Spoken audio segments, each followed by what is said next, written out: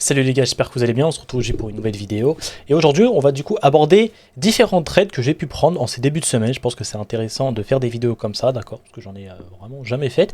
Et je me suis dit, bah, autant faire une vidéo où je vous montre des trades que je prends directement. Comme ça, vous pouvez voir quel type de trade je prends, quel type de setup je privilégie par rapport à d'autres setups. Et tout simplement, bah, vous apprendre des choses, d'accord. Le but de mes vidéos YouTube, c'est de vous apporter le plus de valeur possible par rapport à toutes les autres personnes qui parlent dans le vent, etc., sans rien dire, ok.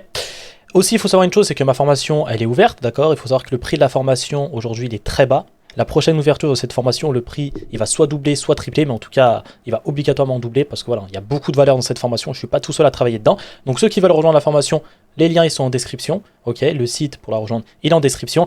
J'ai ouvert 20 places. Là, il y a actuellement 10 personnes qui ont rejoint. Donc il reste actuellement que 10 places. Et puis après, bah, on fermera les portes jusqu'à une prochaine ouverture où là, bah, le prix sera soit doublé, soit triplé. Ok. Alors, pour commencer cette vidéo, avant de commencer cette vidéo, on va commencer par une loi universelle qui est pour moi très importante, la loi de cause à effet. Je vais simplement lire la loi et je vous laisserai tout simplement réfléchir dessus par la suite, dans votre lit, pendant la journée, ou bref, peu importe. La sixième de ces lois universelles est la loi de cause à effet. Principe, toute cause a son effet, tout effet a sa cause. Tout arrive conformément à la loi. La chance n'est qu'un nom donné à la loi méconnue. Il y a de nombreux plans de causalité, mais rien n'échappe à la loi. Cette sixième des 7 lois universelles nous indique que ce que nous expérimentons dans notre réalité physique provient de notre monde intérieur ou mental. C'est pour cette raison que nos pensées ont autant de pouvoir. Nos pensées, paroles ou actions se matérialisent au fil du temps. Ainsi, pour devenir maître de son destin, il est nécessaire de maîtriser notre flux de pensée. Il n'existe pas d'hasard ou de chance, tout provient de ce qui se produit dans notre esprit. Lorsqu'on émet une intention au niveau mental, elle impacte instantanément notre plan spirituel. Par contre, elle vient se matérialiser au niveau physique après quelques temps. Il existe un décalage lié à la contrainte espace-temps. Cela signifie que parfois, nous pouvons avoir l'impression que nos intentions n'ont pas d'impact sur la matière. Il suffit de cultiver la patience et la confiance que nos désirs ont été entendus et qu'ils vont bientôt se réaliser. Une fois cette sixième loi transcendée, on comprend qu'il n'existe pas de hasard et qu'on est capable d'influencer notre vibration progressivement. On pourra passer au-dessus de la polarité, comprendre que nous sommes la cause, le maître de nos vies. On agira de manière proactive et non plus passive.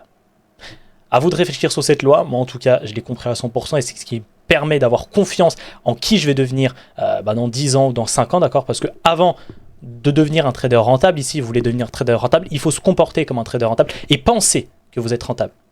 D'accord, ce qu'on appelle ensuite la loi d'attraction, mais toutes les lois universelles s'entremêlent entre elles. Ok. Voilà, je vous laisserai tout simplement réfléchir là-dessus. On passe à la vidéo. Alors, du coup, il y a déjà un premier trade que j'ai pu prendre. C'était, je pense, là, on est quoi? On est mercredi. C'était du coup mardi sur GBP/USD. J'avais pris un sell. Ok, donc voilà, j'avais pris un lot de 15. C'était sur un compte propre firme, sur un compte, c'était sur FTMO, je crois. FTMO, RaiseFX. Sur un compte propre firme, voilà. GTP, j'ai pris 4000. Ah, j'avais risqué, je crois, 1000, quelque chose comme ça, il me semble. J'ai risqué 1000 ou 1500 $. C'est des comptes à 200K que j'ai. Donc voilà, c'est ce trade là et je vais vous montrer directement comment je l'ai pris. Vous voyez qu'il a TP ici, donc c'était un RR je crois de 1 pour 3, quelque chose comme ça. Alors, premièrement ici, qu'est-ce qu'on voit sur le marché? On voit premièrement quelque chose qui me tape à l'œil, moi c'est un IPA. Un IPA qui est présent ici, d'accord, ça c'était mon IPA daily. Mais l'IPA moi que j'attendais plus particulièrement c'était celui-ci, là, voilà. C'était celui-ci. Donc j'attendais à ce que le prix revienne dans cet IPA là, ok. On va aller en 1 heure. Voilà, j'attendais à ce que le prix revienne sur cette IPA et je me suis dit que le prix pouvait chuter pour aller chercher cette zone-là, cette zone de liquidité ici, tout simplement, ok. Boum, et surtout qu'il y a énormément de liquidité à venir chercher en bas, on a tout ce gros bloc-là, tu vois, à chercher. Une touche, 2 touches, 3 touches, je me suis dit que le prix pouvait aller la chercher et surtout, si vous voulez potentiellement réagir dans cette zone-là, au moins venir chercher l'equal, tu vois, qui est présent ici. Mais comme premier niveau, moi c'était celui-ci. Voilà, j'avais une vision qui était plutôt baissière sur GU. Je vois que le prix en fait il était venu prendre cette liquidité là, cette zone là. Et dans ma tête le prix il pourra venir chercher le bas par la suite. Ok. Donc voilà, mais ma première zone à chercher c'était ça. Donc j'attendais à ce que le prix devienne IPA ici. Voilà, 15 minutes. Tac tac. Donc ensuite le prix, hop, on va avancer le marché. Ici il est redevenu IPA.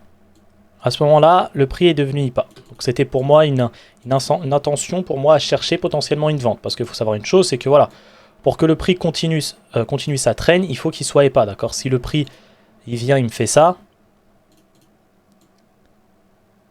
et que moi je sais pas, je veux vendre par exemple à ce niveau là, je vais pas vendre. Ici il y a un IPA qui est flagrant, du coup pour moi le prix devrait remonter là en ayant ça et ça comme trap, d'accord, ça un smart money trap, ça un smart money trap. J'ai déjà fait une vidéo sur les smart money trap qui est sortie ce dimanche, n'hésitez pas à aller la voir parce que je vous explique comment reconnaître les traps, une des manières de reconnaître les traps. Donc voilà, donc là ici moi je vais pas essayer de vendre, je vais essayer de vendre quand le prix redevient IPA. C'est pour ça que là tout ce qu'il y avait par exemple là et là, ce qu'on va voir là, c'était du trap, d'accord, le prix était pas IPA, il était IPA. Donc, pourquoi vendre ici alors que le prix il faut qu'il redevienne EPA pour continuer sa traîne, ok? Donc ensuite on va aller en une minute directement. Hop. Là, on a la session asiatique. On a un fort mouvement baissier de la part de la session de Francfort, d'accord. Hop, la session de Francfort nous crée une forte baisse ici. On a Londres qui commence à ouvrir. Et pendant que Londres ouvre, très intéressant ce qui se passe, c'est que le prix, hop, il nous crée une trend très intéressante. Tu vois ici, il nous fait du coup de la cause. La loi de cause à effet. Il n'y a pas de cause sans effet et il n'y a pas d'effet sans cause. D'accord. Donc là, le prix, il crée de la cause ici à aller chercher. Très intéressant. Ok. Il redevient ici à ce niveau IPA. Très intéressant. Maintenant, regardons ce que le prix fait par la suite.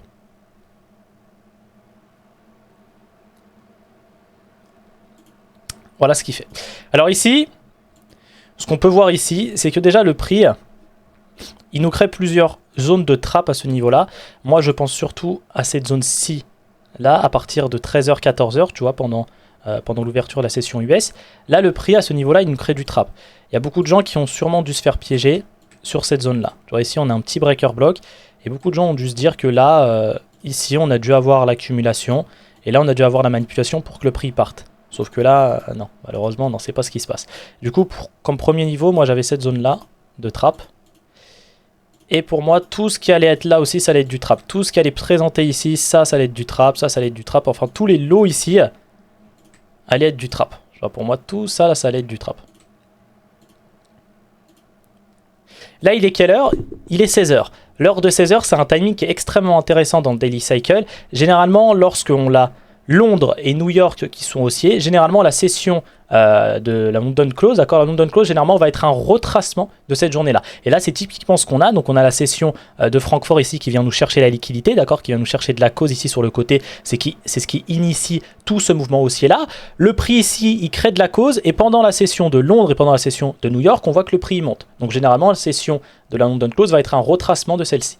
Là, on voit que le prix ici, il me crée un setup intéressant à ce niveau-là, d'accord. On voit qu'ici, il était venu chercher les trappes. Donc, il est venu chercher assez de causes ici. Et là, il y a de la cause à prendre. En 15 minutes, moi, ce que je vois, c'est que je vois un fort mouvement du marché. Je vois à ce niveau-là, hop, je vois deux grosses bougies assez impactantes. Du coup, pour moi, bah, c'est quoi? Bah, c'est un buy to sell. Donc là, pour moi, l'accumulation, elle avait eu lieu là. Tu vois, hop, ces petites zones-là, pour moi, c'était l'accumulation. Là, ici, on avait la manipulation. Et là, bah, il suffisait juste de prendre une vente pour choper la distribution et aller chercher cette liquidité-là. Et du coup, moi, j'ai pris la vente tout. Hop, j'ai pris la vente à ce niveau-là. On va voir ça tout de suite. Tac, tac, tac. J'ai pris la vente à ce niveau-là. J'ai attendu que le prix, hop, il casse cette zone-là. Et je me suis dit, boum, je vais rentrer directement. Je rentre pas au retest. Il y avait moyen de rentrer sur ce retest. Sur ce retest-là, donc il y a des élèves à moi qui sont rentrés sur ce retest-là. Moi, généralement, je rentre direct au marché, d'accord, pour différentes choses. Avant, je rentrais souvent au retest, mais en ayant backtesté, etc., je me place directement à la cassure, d'accord. Ça me permet d'avoir tous les mouvements, parce que généralement, des fois, le prix, qu'est-ce qu'il peut faire? Bah, il peut faire ça et partir, en fait, et jamais revenir, tu vois. Jamais revenir, ne jamais faire de retest. Donc, pour contrer cette contrainte-là, ce que je fais, c'est que je rentre directement à la cassure. Tu vois. Le RR est certes moins gros, mais au moins je suis sûr d'être dans le mouvement, tu vois, et de ne pas rater le mouvement, ce qui peut être frustrant. Donc il y avait deux manières de rentrer. Cette manière-là, manière un peu plus agressive, ou la manière directement avec le retest ici, où ça nous donnait un SL qui était plus intéressant, tu vois, un SL de 7,6 comparé à un SL de 12. Et là du coup, moi comme premier niveau, j'avais visé celle-ci, j'avais visé je pense un RR de 1 pour 3, tout simplement, vu que le SL est au-dessus de 10 pips, ce que je me fixe des règles. Quand mon SL est au-dessus de 10 pips, je vise un RR de 1 pour 3. Pourquoi? Tout simplement, même quand le SL par exemple est au-dessus de 20 pips, je risque un RR, je prends pardon un RR de 1 pour 2. Okay, tout ça, comment je l'ai fait? C'est tout simplement en ayant du backtesting. Parce que si vous backtestez pas, si vous n'avez pas de données, bah, vous ne pouvez pas améliorer votre stratégie. Et moi, à travers tous les backtests que j'ai fait, j'ai remarqué que lorsque j'avais un SL qui était au-delà de 10 pips, bah, mes trades allaient plus souvent jusqu'à 3 R que jusqu'à 5 R. Quand mes SL sont en dessous de 10 pips, pour moi, ils vont plus aller à 5 R, d'accord? Je peux viser 5 R. Et quand ils sont au-dessus de 20 pips, bah là, je dois plutôt viser 1 pour 2 R. D'accord, c'est un système de probabilité. Donc là, par exemple, sur 7 pips, là, ils auraient pu viser, tu vois, 5 R. Et tu vois qu'on arrive à peu près au même niveau de TP. Tu vois, celui-là, un RR de 3 avec 12 et celui-là, un RR de 5 avec 7,6. Tu vois, on arrive pratiquement au même TP. Et donc après, j'ai laissé tout simplement le trade courir. Voilà, donc là, il part, tout simplement. Et du coup, après, il m'a TP par la suite. C'était la nuit qu'il est venu me TP. Il est venu me TP la nuit, donc je vais enlever le trade. Hop, comme ça. Il est venu me TP par la suite la nuit. Je ne me rappelle plus à quelle heure exactement. Donc là, d'ailleurs, il refait un cycle super intéressant à ce niveau-là. Tu vois. Lorsque le prix, si j'étais réveillé par exemple le soir, enfin à 1h du matin, ici ce qu'on peut voir c'est que le prix il crée un BOS là aussi. Il vient chercher cette trappe là, super intéressant, trappe SMC, super intéressant. Là il y a moyen de prendre une vente pour aller chercher ce niveau là, ce niveau de trappe ici. Tu vois. Là c'était très intéressant, il y a moyen de prendre une vente ici par exemple. Fais voir est-ce que le prix il vient casser ou pas. Ouais tu vois. Donc voilà, et j'ai TP à ce niveau là. Là c'est pas un trade que j'ai pris, je suis pas réveillé à 1h du matin, hein, sinon... bon, même si j'étais réveillé à 2h du matin, je l'aurais pas pris, c'est hors timing. Et voilà, ça m'a permis d'avoir un RR de simplement de 1 pour 3. Alors je sais pas si le prix est parti chercher le bas ici, en tout cas il est parti chercher tous nos trappes. On va voir si le prix était parti chercher le bas. Hop, je voulais pas faire ça. Non, il n'est pas encore allé chercher le bas. Il n'est pas encore parti aller chercher le bas. Donc je pense qu'il y aura plutôt peut-être une autre vente à aller chercher pour aller chercher cette target finale qui est ici. Puis après la target finale elle est plutôt là. Donc voilà, ça c'était le trade du coup que j'ai pris hier qui m'a valu un RR de 1 pour 3. Il y a un autre trade aussi qui était intéressant qu'on va voir tout de suite sur l'or. Donc ici sur l'or il y a deux trades. Donc ça c'est un trade que j'ai... non celui-là je l'ai pas pris celui-là. Ou si je l'ai pris je crois sur un compte en challenge. Ce trade là je pense que je l'ai pris sur un compte en challenge en ordre direct en visant un RR de 1 pour 2. D'ailleurs il m'a TP. Donc c'est cool. C'est cool qu'il m'ait TP. Mais le trade que j'ai envie de vous montrer et que j'ai envie de vous expliquer c'est plutôt celui-ci. Alors là le prix ici, très très intéressant ce qu'il va nous montrer. D'abord, on va toujours aller en HTF parce que c'est le HTF qui va tout simplement nous dire le biais LTF, d'accord? Parce que si tu n'as pas une vision HTF, tu seras perdu en LTF. C'est le HTF qui va te dire si tu dois vendre ou acheter en LTF, d'accord? Donc là, un peu la même chose en HTF que sur GU. Le prix était venu chercher de la liquidité à ce niveau-là. Hop. Donc on voit le prix avait des intentions de chute, mais pour qu'il chute, il faut que le prix soit EPA. Là, on voyait que le prix quoi? Il n'était pas EPA, il était IPA à ce niveau-là. Donc là, j'attendais à ce que le prix revienne sur cet IPA-là. D'accord, ce qu'il a fait, il est revenu dessus. Il nous crée en même temps de la cause à aller chercher en bas. Tu le vois très bien, je vois qu'il crée de la cause à aller chercher en bas. Tout est là, tout est parfait. Ok. On va ensuite en une minute. Donc l'IPA se fait à quelle heure? L'IPA, il se fait tout simplement, hop, à 13h, d'accord, il se fait à 13h l'IPA. Moi, je suis pas rentré à ce niveau-là, j'ai attendu tout simplement un cycle de liquidité. Ici, on a la même chose qui se produit. Regardez l'heure à laquelle je prends le trade, 16h. On voit qu'on a quoi? On voit qu'on a Londres qui est haussier et on voit qu'on a New York qui est haussier. Généralement, lorsque Londres et New York sont haussiers, la London Close va sûrement être un retournement de celle-ci. On voit que le prix, qu'est-ce qu'il nous crée à ce niveau-là? Il nous crée aussi de la trend ici. Tu vois? Hop, trend ici. Donc, cause à aller chercher, cause en LTF et cause en HTF à aller chercher ici. On voit le prix, il nous crée quoi? Il nous crée du trap super intéressant ici pour les smartphones. Là, ici, c'est flagrant, on a un faux BOS. Tu vois, donc tout ça, je l'explique plus profondément dans ma formation de comment savoir, comment savoir que ça, c'est un faux BOS, alors que lui, par exemple, celui-ci, là, c'est un vrai BOS, c'est ça. Tout ça, je l'explique de façon plus approfondie, ok? Là, c'est vraiment vous expliquer un peu les trades que j'ai pu prendre ces derniers jours. Donc là, pour moi, ça, c'est du trap. Et celui-là aussi, ça va être du trap. Et là, du coup, moi, je suis rentré où? Je suis rentré directement, hop, à la cassure ici, tu vois. Tac. À la cassure ici. Comme je l'ai dit, moi, je rentre plus au retest, je rentre à la cassure. Et là, j'ai bien fait, tu vois, parce que là, si j'avais attendu un retest, le retest n'a jamais eu lieu. Tu vois, donc voilà, c'est vraiment un truc de probabilité. Ça, j'ai vraiment backtesté. Et là, j'avais un SL, du coup, de 640, 644. Donc là, bon, sur l'or, les pips ne sont pas pareils que sur EU et que sur GU. D'accord, mais là, du coup, 644, je devais viser aussi 3R. Et le 3R, boum, il est passé directement. Alors je sais pas où est parti le prix jusque là. Est-ce qu'il est venu, tu vois, il est venu chercher la trend ici.